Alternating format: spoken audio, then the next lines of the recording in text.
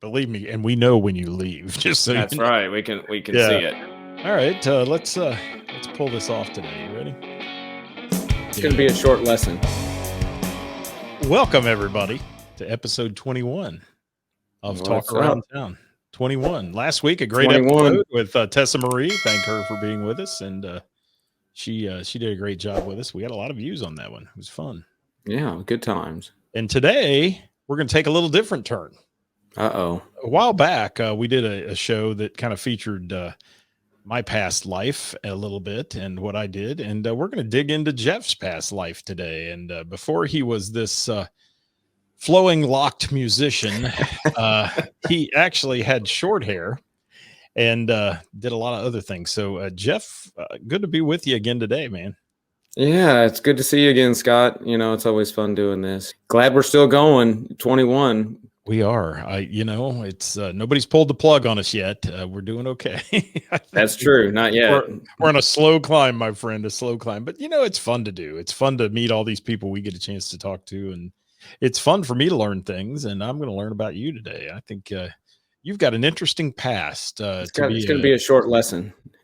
Well, yeah, let's tell the real story here. Geoff's pretty humble. He doesn't like to talk much, but let's talk about your start in all this. We've talked about music. Let's talk about your start in life and what brought you here eventually and those kind of things. So why don't you just take it away and start telling stories?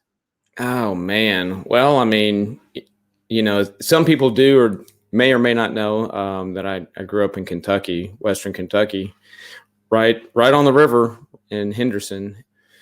Spent 20 years there until I decided that I wanted to travel the world. So I joined the Air Force. See the world, young man. See the world. That's right. To see the world. And so, which took me straight to Texas, which I'd been to before, traveling when I was younger. And in my far adventure travels, I went about maybe 3 hours away to a clinical site just outside of St. Louis and spent 9 months there. Did x-ray there for a while as a clinical student. And then I actually got orders to Florida. It was my number one choice. Wanted to be on the beach. That's all I wanted to do. Wanted to go to the beach, got my first set of orders. And then I had a buddy call me and said, hey, the girl I've been dating, we're getting really serious. She got orders to Florida. Would you want to swap with me? I'm supposed to go to California. Didn't even think twice. Yep, I'll take it. I'll go to California. Yep, I'd been to Florida, never been to California. So then off I went to California. Got to spend about 3.5 years out there, Central Coast, just north of Santa Barbara. Loved it. Beautiful, perfect weather. I mean, you couldn't ask for anything better. It never got down to freezing. I mean, a hot day was 82, maybe 85. You're like, oh, we need AC, but we didn't even have AC. So nobody had AC out there. Beautiful out there. Got to see all of California, and then took another turn and decided the Air Force wasn't for me. And they were doing then where they were reducing the force, kind of like what they're doing now. I just actually had a conversation with a guy out here at Wright Pat who's in the radiology department. And he's like, yeah, they're giving everybody a chance to get out and go what they call Palace Chase or Palace Front, where you go into the Guard or the reserves. And so that's what they were doing then. And I said, jumped at the opportunity. He said, sure, let's get out of here. And so got out, and I was married at the time, moved to St. Louis and joined the Guard. And instead of going down the medical route, I was going to be a contracting officer because they didn't have any medical positions open. So did that for about 8 months. They still never sent me to tech school because you had to wait for forever and ever. So did that for about 8 or 9 months. And you want to talk about boring when you sit there and you don't know what your job is, and you go in on a weekend and you're supposed to be there Saturday and Sunday, and you have no clue. And they're like, here, read this manual. And one manual is about that thick, and then the other one is even bigger. And they're like, just read that and you'll get the idea of what we do. And after about 8 or 9 months, I'm like, this isn't for me. So I decided to come back in the military. When you first join the military, you've got a laundry list of jobs. If you can think of it in the outside in the civilian world, you can do it in the military. I mean, you want to work at a gym, you can work at a gym. You want to, be a cook or a chef or a nutritionist, You want to be a mechanic, you can do that as well. Anything that you can possibly think of, you can do in the military. Well, when you come back in, it's kind of like when you want to retrain the second time. So after you've been in for a while and you want to go do a different job, they give you the short list. And on the short list are the things of the jobs that they can't keep full. So things like pararescue, combat control. And so I was actually going to go in as EOD. And so I was going to get to blow stuff up. Nice. And then I had to go back through MEPS. For people who don't know what MEPS is, that's just, your medical entry exam where you got to go through a whole barrage of tests before you can even be accepted in the military. So I had to go back through that again. I was getting ready to go, and they were going to find my class date for me to retrain and to go blow stuff up. And my recruiter called and said, "Hey, your old job came open. Do you want it?" I said, "Sure, why not?" A couple of weeks later, I walked in and picked up my orders and drove across Missouri, or Misery as I like to call it, to a little place called Knob Noster. Yes, there really is a town called Knob Noster, Missouri. Really? Okay. Really? That's where the B-2s were stationed. And so it used to be a missile base. So it used to be a launch facility for nuclear missiles. And now it's where the B-2 bomber is. That's where I went. A little bitty base out in the middle of nowhere. Ended up spending almost 6 years there. So I have a question though. Sure. What when you go out and go back in, do you lose all your rank, or do you come back in at a certain level, or how do you don't have to go back through basic again, I would take it, right? No, so I didn't have to go through basic. I didn't have to do that. They actually took some time and grade away from me, but because I left as a senior airman, which is an E4, they allowed me to come back in. I just had a very reduced time and grade. So I think I came back in with maybe a year's time and grade is what they allowed me to keep. It just knocks you down a little bit on the rung. So I did get to stay a senior airman and then come back in, but I didn't have to go to school. I didn't have to do anything. So when you come in, you go to MEPS. Like I said, and there's different locations. When I originally came in, I came in through Louisville, and then St. Louis actually had a MEPS station there. So I just drove up to MEPS, picked up my orders, packed up my car, drove across the state and showed up and said, "I'm here." Is there enough communication where they actually know you're coming and those kind of things? Because I know from my son's experience has been like, he shows up and it's like, "Who are you and why are you here?" Well, in that circumstance, no, because I wasn't at a base. I wasn't, allocated. So normally when you're getting somebody in, because I did this later on too in my career, who's getting orders and who's going where, because you would get the list. You would get the list of who's PCSing and where they're going. PCS is a permanent change of station. And so because when I was coming back, I wasn't at a base. So when I showed up, they're like, "Who are you?" They're like, "What are you doing here?" And I'm like, "Oh, this is the circumstance." They're like, "Okay, well, we got to figure out what to do now." So that was kind of a cluster, but got it all straightened out. And that was at Whiteman. Spent almost 6 years there. Because I guess this is, maybe year 5. They came out with what they called the mandatory retraining list, right? And so if you'd been in a certain amount of time and you were in certain jobs, now they're trying to refocus the military again. They're like, "Oh, we've got too many people." And that's kind of always the game, right? So when I first came in, I went into X-ray. And then they're like, "Oh, we've got too many people. We got to let a bunch of them go." So then they let a bunch of them go, and they're like, "Now we don't have enough." So then they let everybody back in, and they're like, "Oh, now we've got too many."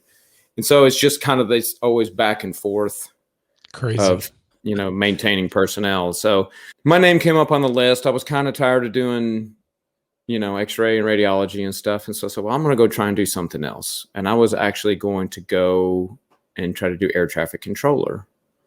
Well, that was one of the critically manned lists, and there was confusion over at the personnel center, and they're like, "Oh, you can't apply for that. You can only apply for the jobs in your field or a critically manned job." And I'm like, "Well, that's what I want."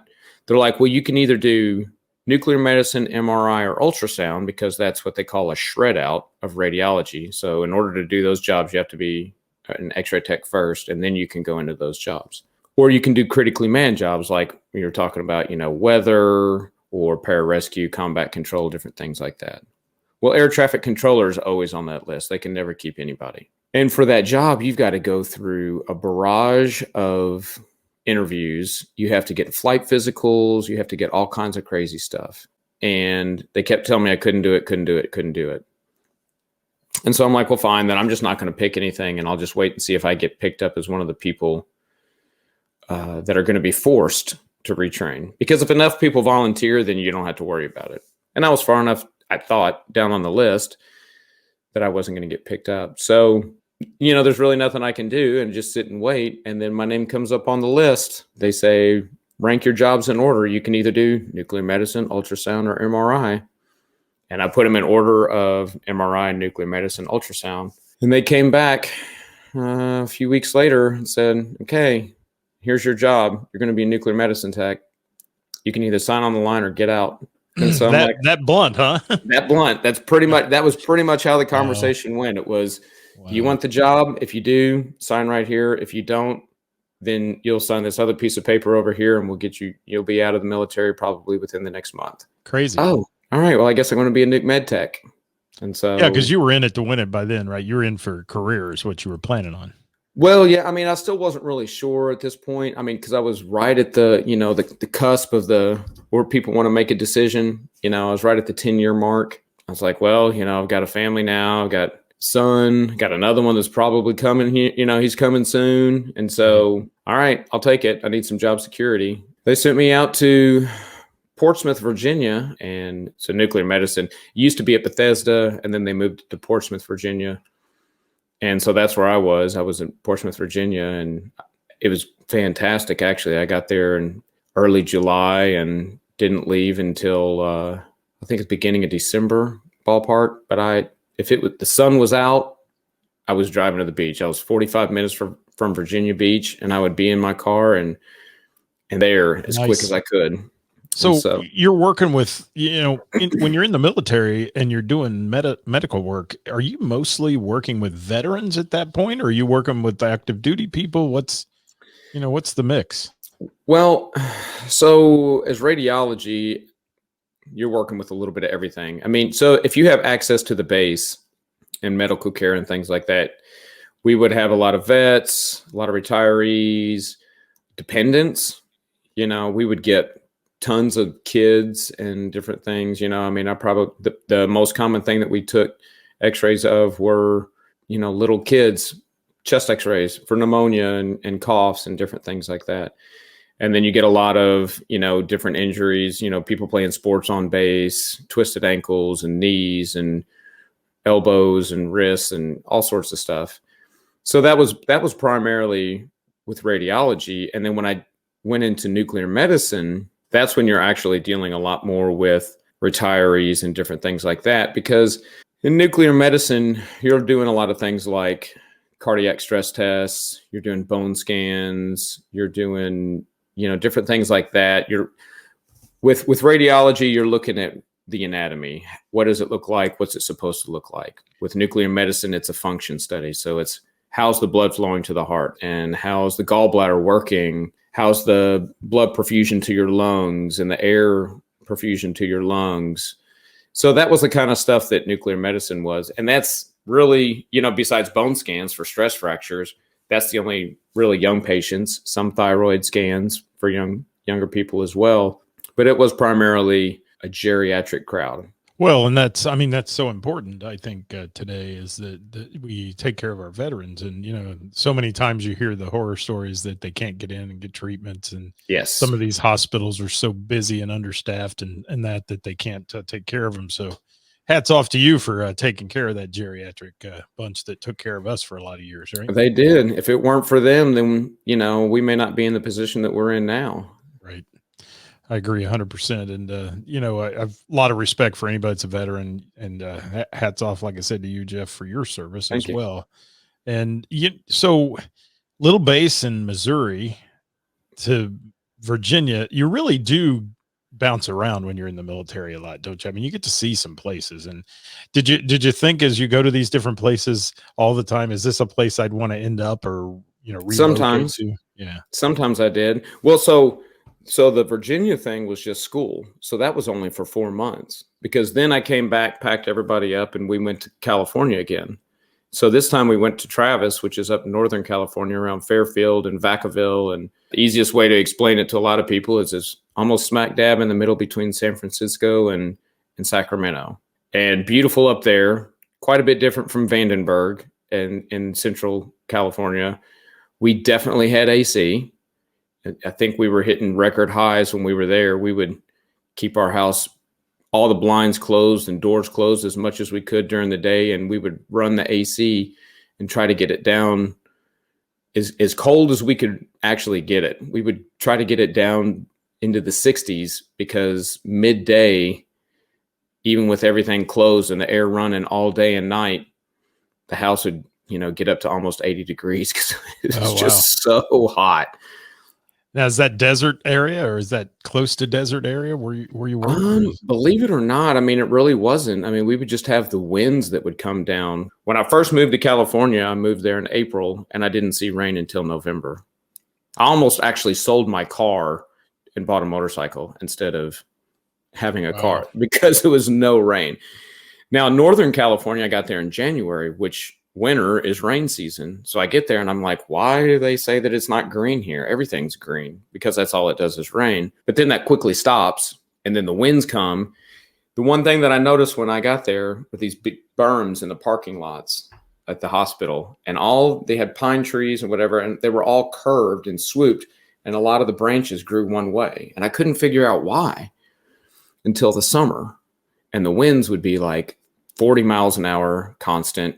And it was like walking into a hairdryer, and it was like an everyday thing. And so from the wind blowing all day, every day, most of the summer, from the winds coming down out of the mountains, it just made all the trees grow in that odd shape. Yeah, I really did get to travel. And then after that, I tried to that was a place I did want to stay.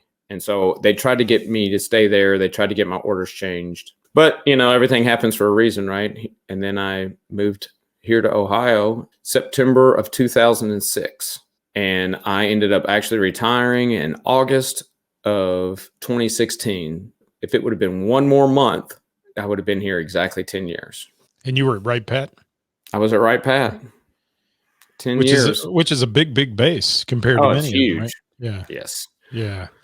And, that's another thing a lot of people take for granted around here is the fact that we have Wright Pat in our backyard, and brings a lot of income, a lot of work, a lot of, yes, peripheral income to all the restaurants and places around it, and housing market. And it's a huge thing to have. And, whenever they get on that base cut type of mentality that they're thinking about that, thank goodness we have some politicians who go to bat and fight for Wright Pat, because it's a gem here in our backyard, I think. Well, I mean, you have to consider the size and the number of people that it brings here. The hospital, what was that? 5,000 or 6,000 people just in the hospital. And then you've also got a huge computer-based area, NASIC and all that. I mean, there's another few thousand people. And we haven't even talked about Area B and the research side. And then the civilians. And that's the way most bases are tiered, It's like this, well, I guess the pyramid, you have your enlisted people are the most, and then your officers, and then your civilians. And here it's the other way around. That's what I was told when I got here, is there are more civilians and officers here than anybody else. And so it's like the absolute, it's the opposite for everywhere. So you think of all the people, think of a lot of the friends that we have who are civilians who work out on the base. Ton of them. Yeah. Ton of them. And do big jobs, big engineering jobs, and working on huge national security projects, and things like that. It's really an amazing thing. And the Air Force is a great branch. I think I have two sons that are in the Army. I'm not dogging on the Army, but I think the Air Force is the technology branch of a lot of things. And you can really get in there and get yourself involved in things that are good jobs for life too. And you could have carried on. I'm sure you could have carried on doing what you were doing if you chose to do that. Once you got out, you have that ability or those skill sets, I guess. Right. Yes. I kept my registry. You have a national registry. So I kept that up. if need be. But I just kind of got tired of being on call.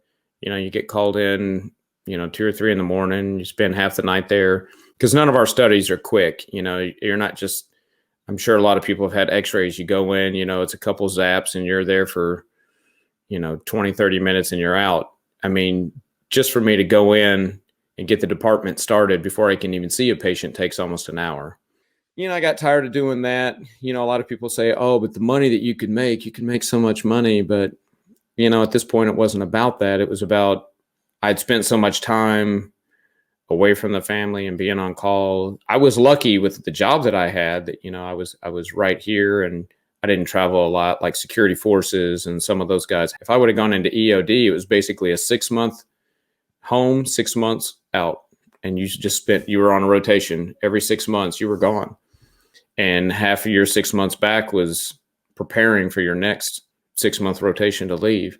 So I'm really actually glad that I didn't get that. And that's hard on families. I mean, that is, the mom at home is left to deal with everything a lot of times. Yes. You see that so often, and you see a lot of it around here with the folks that rotate in and out of Right Pat and, get deployed and those kind of things that, it's tough for the families and there's a lot of support out there for them, but there's also that sense of loneliness that you're the Lone Ranger at home taking care of business, whether it's mom or dad or whoever it is. There's a lot of females in the military here at Right Pat now too.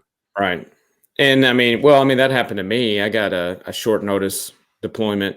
This was when I was at Whiteman, we were supposed to go to what was PSAB or Prince Sultan Air Base, which was in Saudi at the time. And shortly after they announced that we were going, they came back a few weeks later and said they're closing the base. So you probably won't be going. The chiefs of all the different units are going to get together. They're going to need about half of the base personnel to go. This time they'll be going to Kuwait instead. They'll make that decision in the next week or two and they'll let you know. So I didn't think anything about it. They didn't send me to any training. I didn't have to get any vaccines or, shots or anything because I'm going somewhere. And about 10 days before, I get this call from across base and said, hey, we don't have your paperwork yet for your deployment. I said, I think you called the wrong place. They're like, no, we got your name down here. It says that you're deploying. I'm like, I'm not going anywhere. I said, I haven't been told anything. Like, I haven't had any training. I'm, nothing. Because being in the hospital, we didn't have to keep our qualifications up for even shooting a rifle or anything.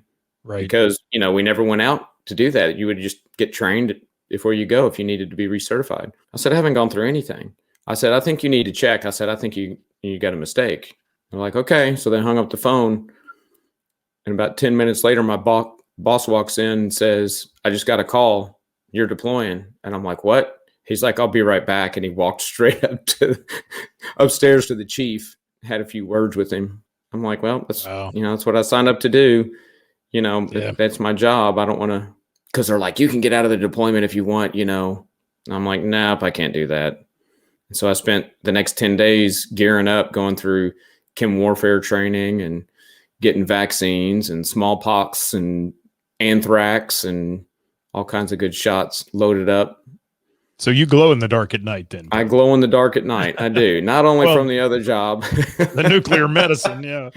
Yeah. That's like, handling radiation every day. Isn't that great? But that's really, really cool stuff. And I had no idea, when I first met you that you had any of this history in the Air Force as well. And now you retired from the Air Force, right? I did.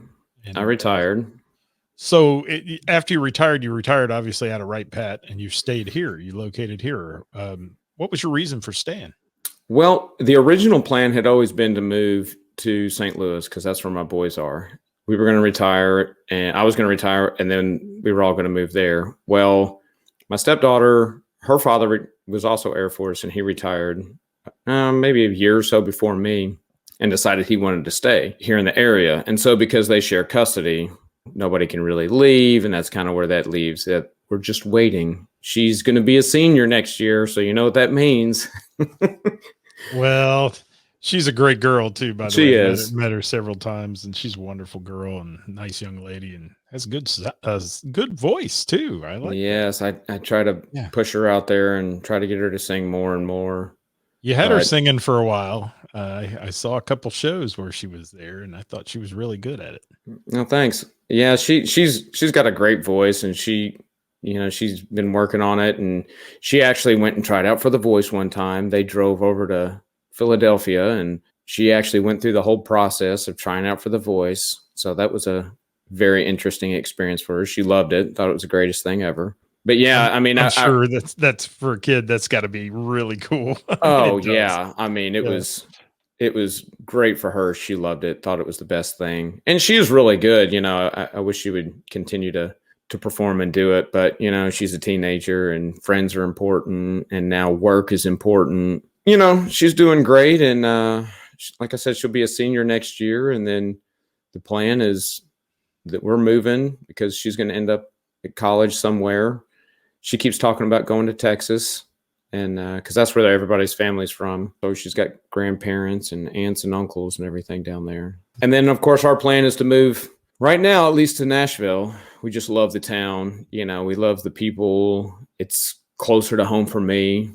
My parents aren't getting any younger, so it only puts me about 2.5 hours from them. Well, that's an interesting place to be, and it's a booming area. I mean, Nashville's huge now, and the outskirts are really pretty. I like the suburbs of Nashville. I have some family down there, and I like the town. I mean, I like the music and all that, but it's also fun just to get out and see the scenery around Nashville. Beautiful, beautiful place. Oh, it is. It's a fantastic place to be. And just aside from, and when I think Nashville, like I don't think of Broadway, but if I never went back down there again, I'd be perfectly content.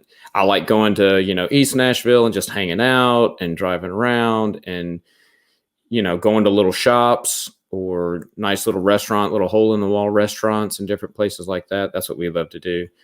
And it's convenient. I mean, you can be out of the city, in no time and be kind of out in the country. Really, if need be, the wife's family's in Dallas. We can hop on a plane, and be in Dallas in, probably less than 2 hours. Same with my parents. I could just drive north 2.5 hours and I can be there. So it's a really convenient place I think to be. It's kind of that really nice Southern hospitality, just when you go into anywhere, even if you go into a convenience store and strike up a conversation. Right. So that's why we really like it. But so you're talking, you always talk to me about you like these little hole in the wall restaurants and this and that and mom and pop places. Had lunch at Kabuki yesterday. See, this is what I said earlier. We should have gone and had lunch today, and that was actually going to be... That would have been good. That would have been my spot to say, hey, let's go to lunch there. But you know what? There's lots of other little places that we could go to. Well, yeah, and maybe soon, because by the end of the month, though, I'm through a bunch of things, and I'm hoping to enjoy a summer. Do a couple nights a week. Oh, just relax. Yes. Enjoy summer on a patio somewhere. Yeah. Absolutely. Well, we had 3 shows this weekend, and I was debating on whether or not I'd be able to talk much today or if we'd have to reschedule this. Right. But I kind of looked at, one of the places we played a private party at this bar, and the bar owner wanted to book us. And he's like, yeah. He's like, well, you guys have any dates coming up? I've still got some dates open. And I said, September. And we've had a couple of gigs drop this summer. I'm not necessarily filling them all, just because that way we can have some time off and everybody can spend time with family and get out and enjoy this weather and the good time of year here in Ohio.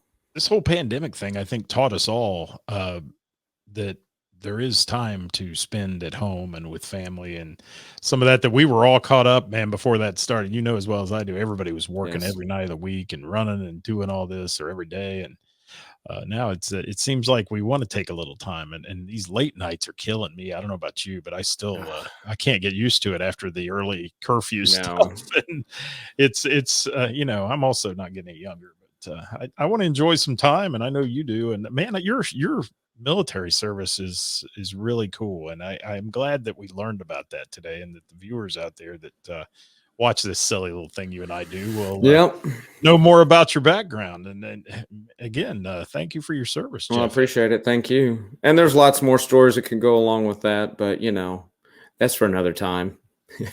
Well, maybe over a drink or two.